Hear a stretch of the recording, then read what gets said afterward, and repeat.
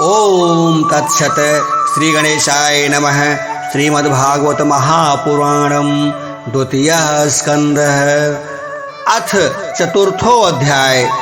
राजा का सृष्टि विषयक प्रश्न और सुखदेव जी का कथा आरंभ। सूत जी कहते हैं, सुखदेव जी के वचन भगवान तत्व का निश्चय कराने वाले थे।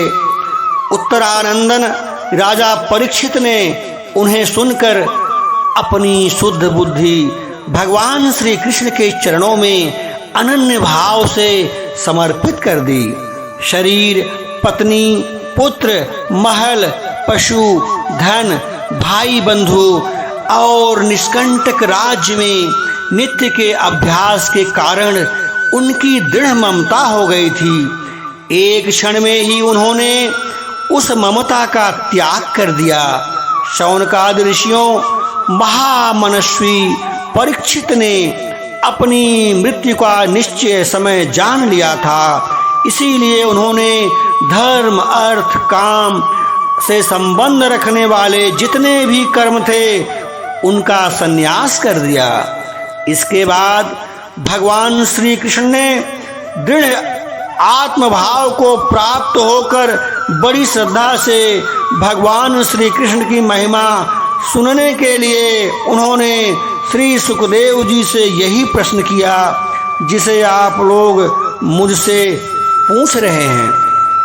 परीक्षित ने पूछा, भगवत स्वरूप मुनिवर, आप परम पवित्र और सर्वज्ञ हैं। आपने जो कुछ कहा है वह सत्य एवं उचित है।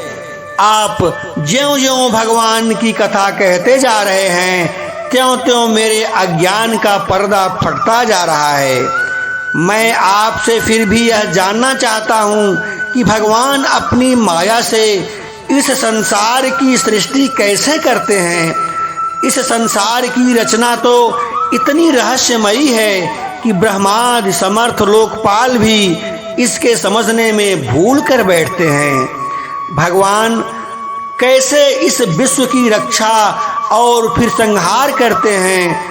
अनंत शक्ति परमात्मा किन किन शक्तियों का आश्रय लेकर अपने आप को ही खिलौने बनाकर खेलते हैं। वे बच्चों के बनाए हुए घरौंदों की तरह ब्रह्मांडों को कैसे बनाते हैं और फिर किस प्रकार बात की बात में उसे मिटा देते हैं। भगवान श्री हरि की लीलाएं बड़ी ही अद्भुत अचिंत्य हैं। इसमें संदेह नहीं कि बड़े बड़े विद्वानों के लिए भी उनकी लीला रहस्य समझना अत्यंत ही कठिन प्रतीत होता है। भगवान तो अकेले ही हैं। वे बहुत से कर्म करने के लिए पुरुष रूप में प्रकृति के विभिन्न गुणों को एक साथ ही धारण करते हैं अथवा अनेकों अवतार ग्रहण करके उन्हें क्रमशः धारण करते हैं। मुनिवर, आप वेद और ब्रह्म तत्व दोनों के पूर्ण मर्मज्ञ हैं। इसीलिए मैंने इस संदेह का निवारण करने के लिए आपसे कहा है और उसको कीजिए। सूत जी कहते हैं, जब राजा परीक्षित ने भगवान के गुणों का वर्णन करने के लिए उनसे इस प्रकार प्रार्थना की, तब गुरुदेव जी ने भगवान श्री कृष्ण का बार बार स्मरण करके अपना प्रवचन आरंभ किया। श्री सुखदेव जी ने कहा, उन पुरुषोत्तम भगवान के चरण कमलों में मेरे कोटि कोटि प्रणाम हैं जो संसार की उत्पत्ति, स्थिति और प्रलय की लीला करने के लिए सत्व, रज तथा तमो गुण रूप तीन शक्तियों को स्वीकार कर ब्रह्मा, विष्णु और शंकर रूप धारण करते हैं। जो समस्त चर अचर प्राणियों के हृदय में अंतरात्मीन रूप से विराजमान हैं, जिनका स्वरूप और उनकी उपलब्धि का मार्ग बुद्धि के विषय नहीं है, जो स्वयं अनंत हैं तथा जिनकी महिमा भी अनंत है। हम पुनः बार बार उनके चरणों में नमस्कार करते हैं, जो सत्पुरुषों का दुख मिटाकर उन्हें अपने प्रेम का दान करते हैं, दुष्टों की सांसारिक बढ़ती रोक करके उन्हें मुक्त कर देते हैं तथा जो लोग परमहंस आश्रम में स्थित हैं उन्हें उनकी अभिष्ट वस्तु का दान करते हैं, क्योंकि चर अचर समस्त प्राणी उन्हीं की मूर्ति हैं, इसीलिए किसी से भी उनका पक्षपात नहीं। जो बड़े ही भक्तवत्सल हैं और हठपूर्वक भक्तिहीन साधन करने वाले लोग जिनकी छाया में भी नहीं छू सकते, जिनके समान भी किसी का ऐश्वर्य नहीं है, फिर उससे अधिक तो हो ही कैसे सकता है। तथा ऐसे ऐश्वर्य से युक्त होकर जो निरंतर ब्रह्म स्वरूप अपने धाम में विहार करते रहते हैं, उन भगवान श्री कृष्ण को मैं बारंबार नमस्कार करता हूँ। जिनका कीर्तन, स्मरण, दर्शन, वंदन, श्रवण और पूजन जीवों के पापों को तत्काल नष्ट कर देता है, उन पूर्ण कीर्ति भगवान श्री कृष्ण को मैं बारंबार नमस्कार करता हूँ। विवेकी पुरुष जिनके चरण कमलों की शरण लेकर और अपने हृदय से इस लोक और परलोक की आसक्ति निकाल डालते हैं और बिना किसी परिश्रम के ही ब्रह्म पद को प्राप्त कर लेते हैं, उन मंगलमय कीर्ति वाले भगवान श्री कृष्ण को अनेक बार नमस्कार करता हूँ। बड़े बड़े तपस्वी, दानी, यशस्वी, मनस्वी, सदाचारी और मंत्रवेत्ता जब तक अपनी साधनाओं को तथा अपने आप को उनके चरणों में समर्पित नहीं कर देते, तब तक उन्हें कल्याण की प्राप्ति नहीं होती है। जिनके प्रति आत्मसमर्पण की ऐसी महिमा है, उन कल्याणमयी कीर्ति वाले भगवान को मैं बारंबार नमस्कार करता हूँ।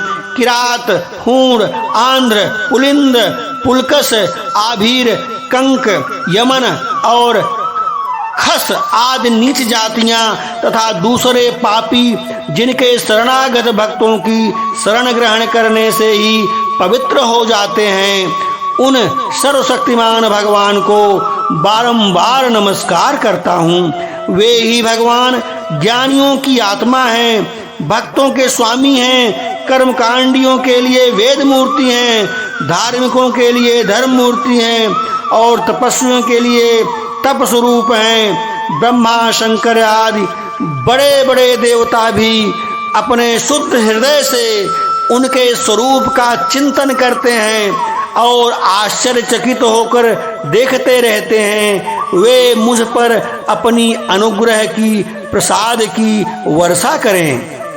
जो समस्त संपत्तियों की स्वामिनी लक्ष्मी के पति हैं, समस्त यज्ञों के भोक्ता एवं फलदाता हैं, प्रजा के रक्षक हैं, सबके स्वामी और समस्त लोकों के पालन करता है तथा पृथ्वी देवी के स्वामी हैं, जिन्होंने यदुवंश में प्रकट होकर अंधक, विष्णु एवं यदुवंश के लोगों की रक्षा की है तथा जो उन लोगों के एकमात्र आश्रय रहे हैं। वे भक्तवत्सल संतजनों के सर्वस्व श्री कृष्ण मुझ पर प्रसन्न हों। विद्वान पुरुष जिनके चरण कमलों के चिंतन रूप समाधि से शुद्ध हुई बुद्धि के द्वारा आत्म तत्व का साक्षात्कार करते हैं तथा उनके दर्शन के अनंतर अपनी अपनी मति और रुचि के अनुसार जिनके स्वरूप का वर्णन करते रहते हैं, वे प्रेम और मुनि के लुटाने वाले भगवान श्री कृष्ण मुझ पर प्रसन्न हों। जिन्होंने सृष्टि के समय ब्रह्मा के हृदय में पूर्व कल्प की स्मृति जागृत करने के लिए ज्ञान की अधिष्ठात्री देवी को प्रेरित किया और वे अपने अंगों के सहित वेद के रूप में उनके मुख से प्रकट हुई। वे ज्ञान के मूल कारण भगवान मुझ पर कृपा करें, मेरे हृदय में प्रकट हों। भगवान ही पंच महाभूतों से इन शरीर का निर्माण करके इनमें जीवन रूप से शयन करते हैं और 5 ज्ञानेंद्रिय, 5 कर्मेंद्रिय, 5 प्राण और 1 मन इन 16 कलाओं से युक्त होकर इनके द्वारा 16 विषयों का भोग करते हैं। वे सर्वभूतमय भगवान मेरी वाणी को अपने गुणों से अलंकृत कर दें। संत पुरुष जिनके मुख कमल से मकरंद के समान झरती हुई ज्ञानमयी सुधा का पान करते रहते हैं, उन वासुदेव अवतार सर्वज्ञ भगवान व्यास के चरणों में मेरा बार बार नमस्कार है। परीक्षित, वेद गर्भ स्वयंभू ब्रह्मा ने नारद के प्रश्न करने पर यही बात कही थी, जिसका स्वयं भगवान नारायण ने उन्हें उपदेश किया था, और वही मैं तुमसे कह रहा हूँ। श्रीमद्भागवते महापुराणे परमहंस्या संहिता द्वितीय स्कंधे चतुर्थो अध्याय संपूर्णम। बोलो वृंदावन बिहारी लाल की जय।